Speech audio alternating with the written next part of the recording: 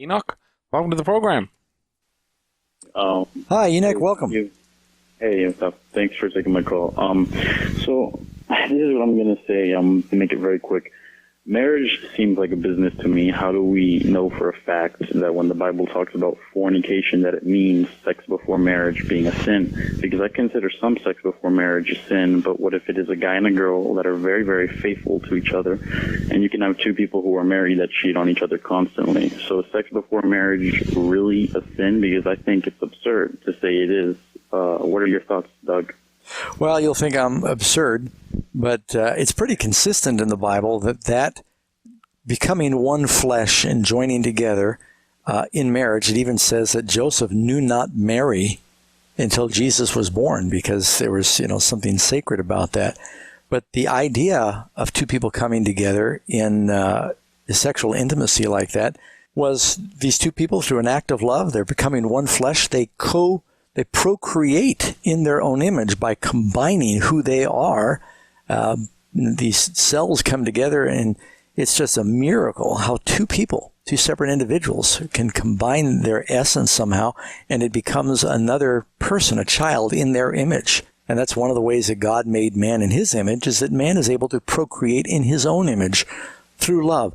So for people to recklessly use that gift and that sacred, sex is a good thing within marriage, but to use it just for selfish gratification without the protection of a family.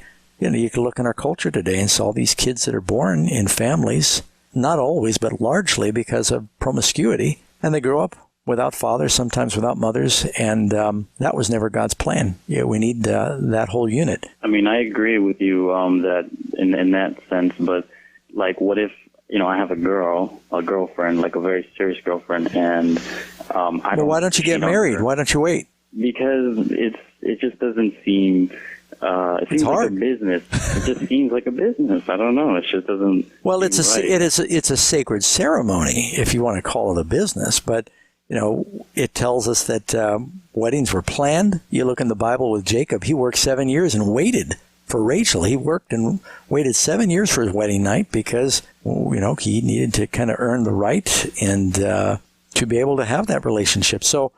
In the Bible, it's pretty clear that when two people come together, in some countries, when people came together without the benefit of a ceremony, they were declared married because they just said, look, if you're going to have that kind of relationship that has the potential of producing children, you need to become a family unit and get married. I would wonder, why would you want to have that kind of a relationship with a woman if you don't want to marry them? Okay. So, the Bible's pretty clear on this, both New and Old Testament. And we do have actually a book we can send you. I just wrote, it's been a few months now, but it's talking about marriage, divorce, and remarriage. It just talks about the purpose of marriage is addressed in that book.